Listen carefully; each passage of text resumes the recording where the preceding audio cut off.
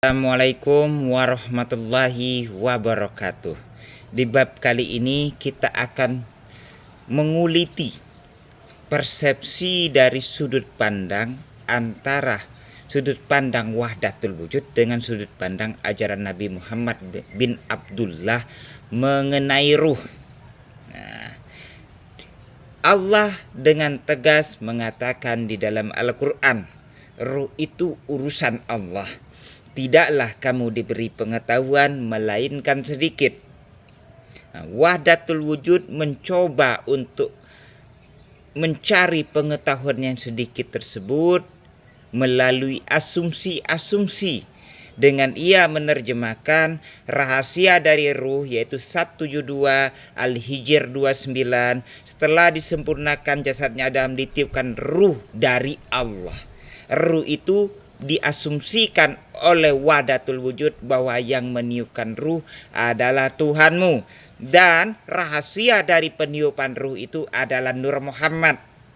Kita akan buktikan berdasarkan Al-Quran dan hadis teori mereka salah. Yang pertama, mereka beranggapan bahwa yang meniupkan ruh adalah Tuhanmu. Yang kedua, dia beranggapan rahasia dari ruh adalah Nur Muhammad. Yang ketiga, mereka beranggapan apa? Beranggapan bahwa Nur Muhammad adalah tajalli Tuhanmu. Berarti apa? Berarti ruh tadi adalah tajalli Tuhanmu kepada dirimu. Nah, kita akan membuktikan bahwa paham mereka salah.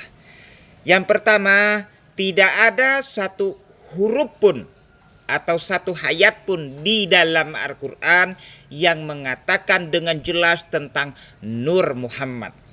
Berarti landasan akidah mereka bahwa Nur Muhammad yang menciptakan langit dan bumi dan menciptakan dirimu tidak ada landasannya di dalam Al-Quran. Berarti syariat baru.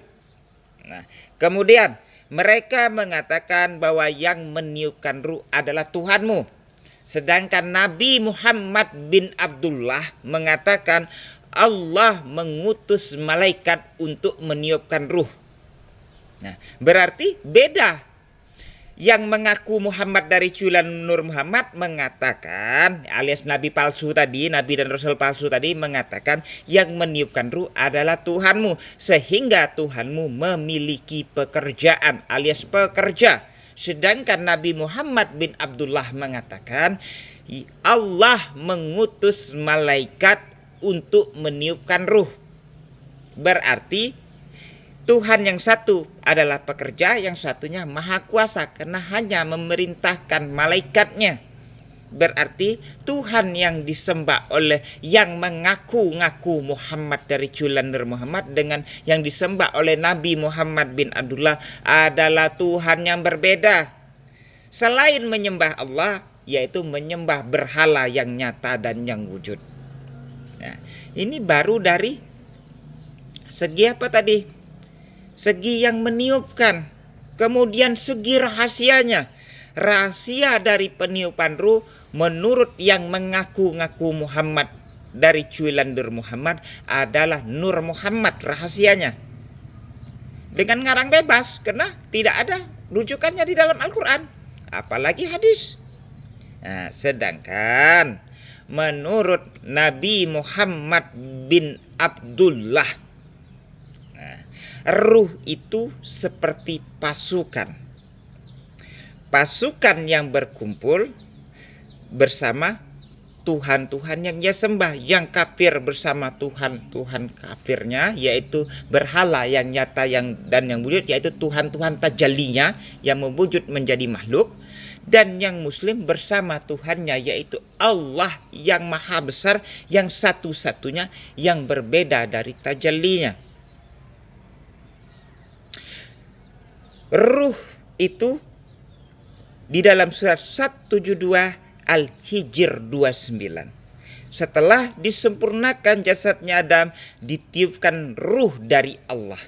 Segala sesuatu yang dari Allah disebut makhluk ciptaan, bukan zatnya Tuhan, bukan hembusannya Tuhan.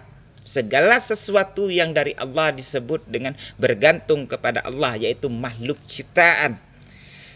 Yang meniupkan adalah malaikat. Tiup. Tiup artinya angin. Angin itu bisa kalian rasakan tapi tidak bisa kalian lihat. Seperti itu juga ruh. Ruh itu bisa kalian rasakan tapi tidak bisa kalian lihat. Kalau dia berbicara nur, nur itu bisa kalian lihat. Bisa kalian lihat nur itu. Berarti sudah salah. Kemudian ditiupkan ruh, tiup. Tiup itu artinya angin. Angin itu berarti udara. Udara itu artinya air dalam wujud gas sesuai janji Allah di dalam Al-Quran Al-Anbiya ayat 30. Tidakkah orang yang kafir itu mengetahui bahwa segala sesuatu yang hidup Allah ciptakan dari air? Manusia yang dari tanah Allah ciptakan dari air untuk unsur menghidupkannya, yaitu melalui ruh. Melalui ruh. Bukan melalui nur. Tanpa nur, tanpa cahaya, manusia hidup. Tetapi tanpa udara, tanpa air dalam bentuk gas, manusia mati. Ayo, pakai akal dan pikiranmu. Apa yang diajarkan wahdatul wujud bertentangan dengan apa yang diajarkan oleh Nabi Muhammad dan apa yang dijelaskan oleh Allah melalui Al-Quran. Satu bukti yang nyata. Tidak ada satupun ayat di dalam Al-Quran yang mengatakan Nur Muhammad yang menciptakan langit dan bumi dan menciptakan dirimu. Tetapi di dalam Al-Quran dijelaskan sembahlah yang menciptakan langit dan bumi dan menciptakan dirimu. Apabila yang menciptakan langit dan bumi beserta dirimu adalah Nur Muhammad, berarti kalian menyembah Nur Muhammad, bukan menyembah Allah. Menyembah sekutu-sekutu bagi Allah yang bertajalli menjadi makhluk, bertajalli menjadi Nur Muhammad, bertajalli menjadi dirimu, dan bertajalli menjadi alam semesta. Jadi ruh tadi adalah urusan Allah. Tidaklah kalian diberi pengetahuan melainkan sedikit. Sedikit tadi haruslah rujukannya Al-Quran. Al-Quran dan hadis, bukan asumsi-asumsi dari ulama su yang berasal dari timurnya Mekah, yang fitnahnya lebih kejam daripada fitnah Dajjal. Ulama su itu fitnahnya lebih kejam daripada fitnah Dajjal. Dengan mengajarkan teori bahwa dirimu tercipta dari Nur Muhammad.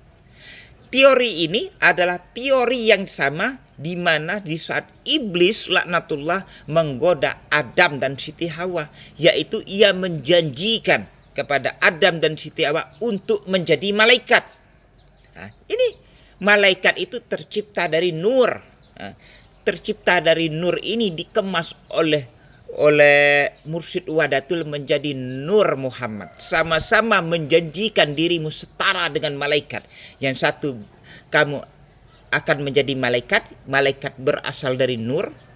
Sedangkan yang ini, kalian akan menjadi Muhammad dari cuilan Nur Muhammad. Sama-sama nur. Hanya saja dikemas. Kemasannya berbeda. Dimodifikasi. Isinya tetap ajaran iblis laknatullah. Isinya tetap ajaran iblis laknatullah. Dari pertama kali ia menyesatkan Nabi Adam dan Siti Hawa. Dan dimodifikasi menjadi Nur Muhammad. Faktanya apa? Tidak ada satu huruf pun di dalam Al-Quran yang dengan jelas mengatakan Nur Muhammad. Yang ada hanya asumsi-asumsi. Jangan-jangan ini yang dimaksud Nur Muhammad. Jangan-jangan ini yang dimaksud Nur Muhammad. Yaitu dikait-kaitkan dengan Al-Ma'idah 15 dan 16 dan An-Nur ayat 35. Hanya asumsi. Ayo. Silakan buka Al-Quran. Mulai detik ini sampai hari kiamat, bahkan dari dulu kalian tidak bakalan nemui satu ayat pun di dalam Al-Quran yang mengatakan dengan jelas tentang Nur Muhammad.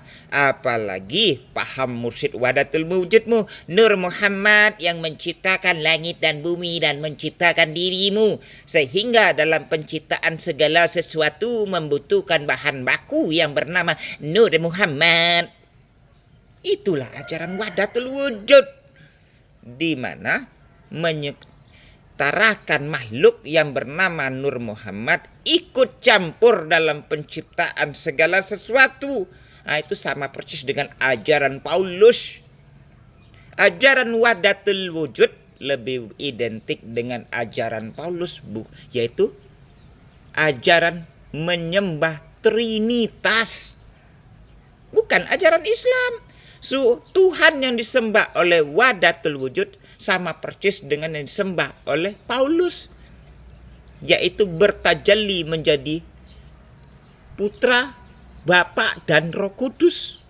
Sedangkan wahdatul wujud, Tuhannya bertajalli menjadi dirimu, alam semesta dan Nur Muhammad. Sama-sama ajaran Trinitas yang terulang kembali, hanya kemasannya dirubah. Nah, sama persis seperti iblis laknatullah menggoda Nabi Adam dan Siti Hawa tadi. Sama-sama menjanjikan dari nur. Yang ini Nur Muhammad. Sama. Tuhan yang disembah juga sama. Trinitas. Sama. Cara jahiliyah yang terulang kembali. Orang jahiliyah dulu mau seperti apa? Mau melihat Allah dengan kedua belah matanya. Orang wahdatul wujud, orang-orangan sawah itu, orang-orang wahdatul wujud itu mau melihat Allah dengan mata hatinya. Sama-sama mau melihat dengan mata. Yang satu dengan kedua belah mata, yang satu dengan mata hati. Sama-sama ajaran jahiliyah yang terulang kembali. Jadi tidak ada gunanya mau sok-sok melihat Allah di bumi yang sekarang. Faktanya bukan melihat Allah, tapi melihat tajallinya Tuhan. Artinya apa? Hanya merasa-rasa melihat, tapi faktanya buta. Karena dijelaskan di dalam Al-Quran, sesungguhnya yang buta itu yang ada di dalam dada. Berarti melihat mata dengan menggunakan mata hati yang ada di dalam dada, yaitu mata kolbu, termasuk dalaman orang yang buta, bukan orang yang melihat. Ini dengan jelas dijelaskan Allah melalui Al-Quran. Jadi janganlah dirimu sok-sok mau melihat Tuhan di bumi yang sekarang, tapi yang kalian lihat adalah berhala yang nyata dan yang wujud. Ini dibantah Allah melalui Al-Quran. Paham mursyid wahdatul wujud yang mengatakan wajib hukumnya melihat Allah di bumi yang sekarang dibantah Allah melalui Al-Quran, yaitu melalui surah Yasin 11, Fatir 18, Al-Mulk ayat berapa? Fatir 11, Yasin 11, Fatir 18, Al-Mulk ayat 12. Di mana Allah dengan tegas menjelaskan dan mengatakan, orang-orang yang menyembah Allah, beribadah kepada Allah, sekalipun tidak melihatnya, ia mendapat ampunan dan pahala yang besar dari Allah. Dan mengerjakan sholat, dirinya yang mengerjakan, bukan Tuhannya. Semua paham mursyid wahdatul wujud dibantah Allah melalui ayat ini.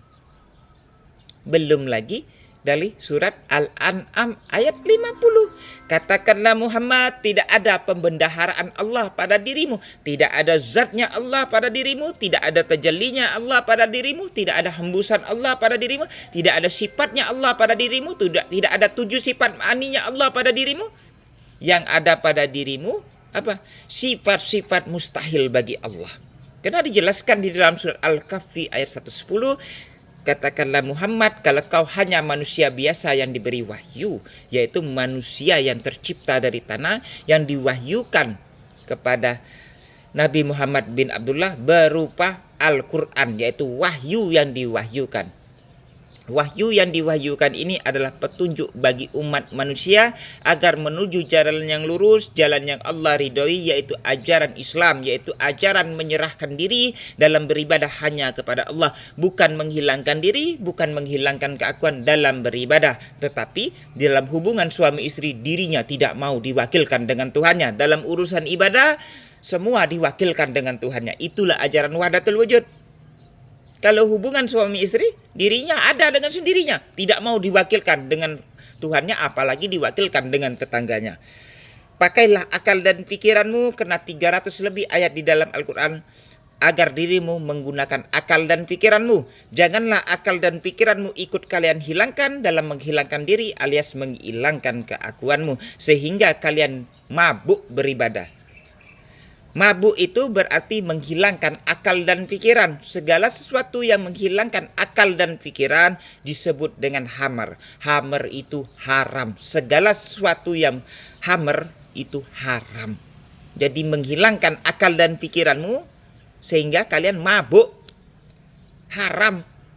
Menghilangkan diri alias menghilangkan keakuan dalam beribadah, haram hukumnya. Paham? Haram itu hamar.